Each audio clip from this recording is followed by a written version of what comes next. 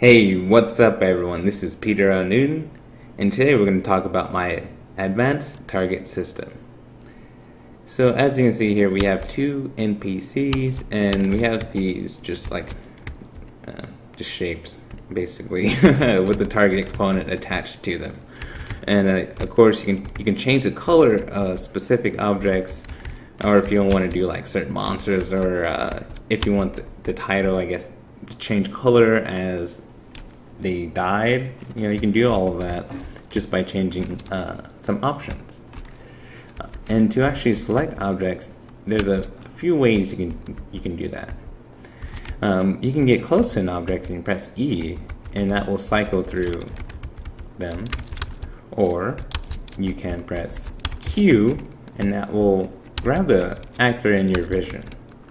So I look at him, I grab it. I look at that cone, I grab it. I look at him again, I grab him. So it's pretty handy. Like if you've ever played Shadows of Mordor, it's similar in that sense, without the highlighting and fancy graphics and AAA budget.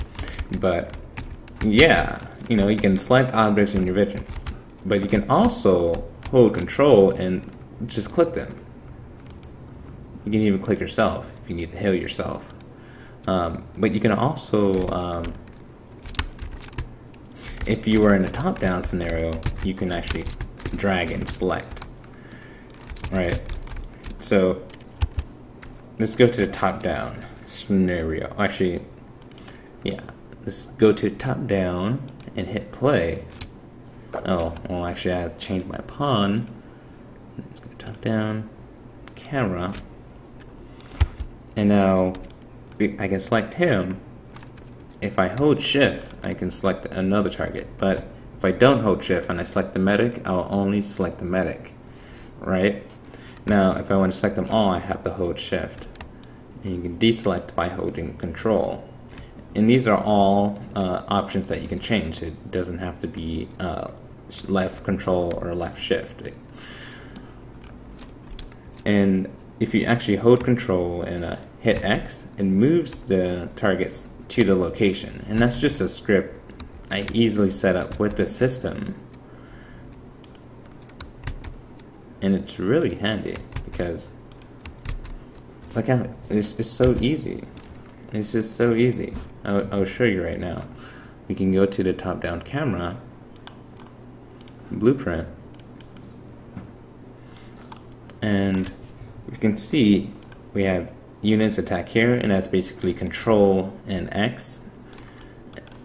Location under mouse, we get our selected actors, we loop through them, check if they're valid, and then we move them. And that's it. All contained, all very contained. So if you want to add on extra measures or say a menu or whatever, your scripts can call this script. It wouldn't complicate things for your own scripting uses. And that was my aim, to make this as easy and versatile as possible. And so if we go to the other map, which is a side scroller, right, we can save that, that's fine. Actually, we should change this again to, let's see, let's change it to the side scroller character. That should be fine, and hit play. And you can see we have this enemy here. If we press E, or Q I should say, it will just grab them. But since they're within a radius, it's going to toggle in between them, because you're cycling through your targets. But you can also drag and select your targets. So this works for top, down, and side scroller, and it's accurate, right? And now you have those three different scenarios for targeting different actors, right? And look how easy that was. And so implementing that is as simple as adding a target component. So if it's an actor or an NPC and you don't really need to do too much to them, so we need to just add the target component, and then for I say like doors or meshes or non-pawns, just regular actors, all you need to do is add the target component and populate these fields here, and it will use this information. But if you're using a pawn, it actually requires you to create your own variables on the pawn, and then if we go to, say, the third-person character, you'll see that it has an interface for that for those different fields of information.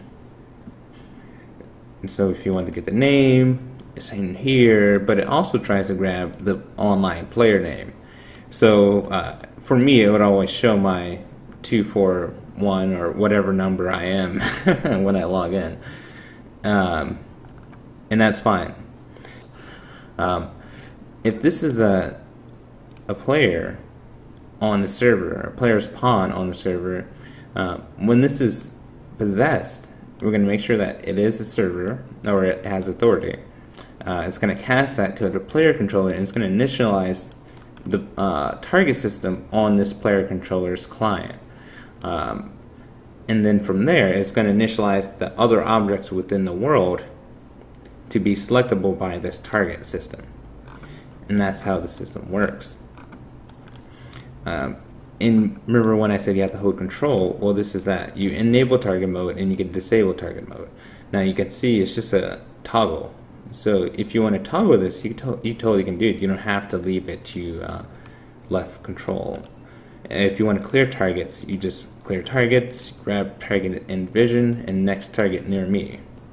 Now there's different options here that are also exposed that allow for easy modifications. So if we were to go in game right here, hit play, you'll notice that when I hold control, I can no longer move. I can't, well, yeah, I can't move, I can't look, right? Not everyone wants that behavior.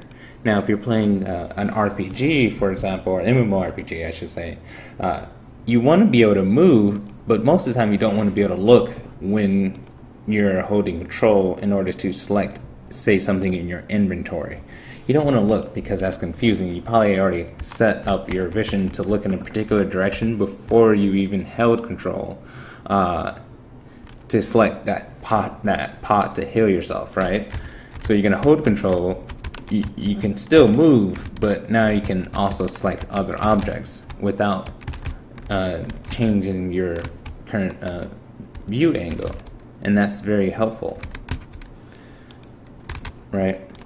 So all of this was taken into account, but you can also, you know, if you, for whatever reason you do want that, you can bring it back. You can re-enable it.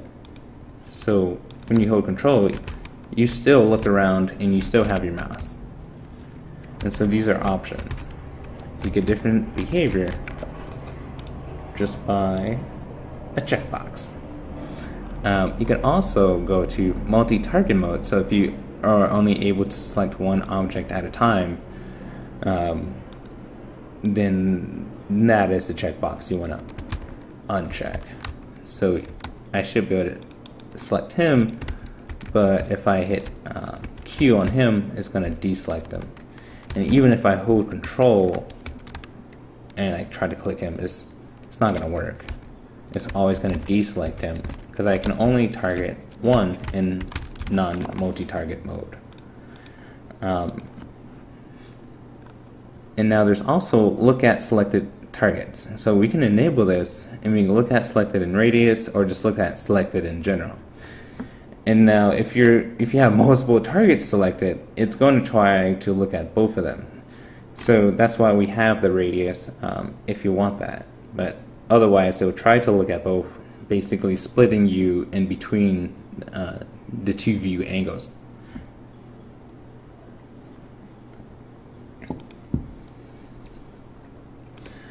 And so let's just go in game and see what's going to happen now. So if we say hit Q on him, it's actually going to make us look at this actor. So if we go to target component and say focus radius, let's turn this up to say 2048. And now we're going to look at an actor that's within this radius that's also targeted. And so if you go here and we say we want to look at this guy at all times, no matter where he goes. It's always going to look at him. There's also a button that allows you to just immediately turn or face your immediate target, and that's something, again, another feature that's in Shadows of Mordor. But I'm just going to quickly show you. Also rotate to selected targets, and say that rotate focus you can also change independently of the focus radius. The next target is also independent of the different radius. But say if you're playing in the RTS format and you want to be able to move your camera at all times, but when you're dragging and you're targeting, you actually want to be able to disable the camera movement temporarily when it's active. And you can do that here.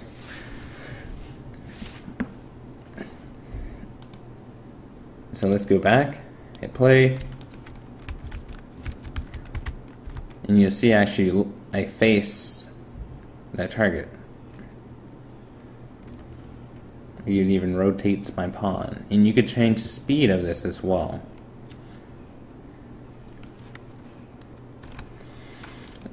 Another option is to change the max visibility distance, but also the visibility limit. Visibility limit. Say if I were to set that to 1, right? Because your computer is just slow. You know, this is more of like an optimization setting. So if you want to help another client perform better, but also keep the functionality, you can do that by setting the visibility limit. So if we go and hit play now, you will see that only one pawn is selectable, or not selectable, I say, is visible at this time by default. Now all the objects are still interactable, but you will only see one at a time, and it's based upon just randomness. So it just chooses the first one that was near you at the time that you logged in game. So if I were to say select this guy, that's fine. It will face him and do all that. But if I were to select the person that's currently visible, it will make another object visible, and that's because this target that's now selected is technically not visible but selected, so they're just in a different state of being. And so that's really just a quick rundown of how this system works, and of course I'm going to make another video that's more detailed, goes through every step, because I feel that's more important, but just to get everyone in touch of what's going on with the project, that is it. I hope you guys enjoyed it. See you guys next week. Peace.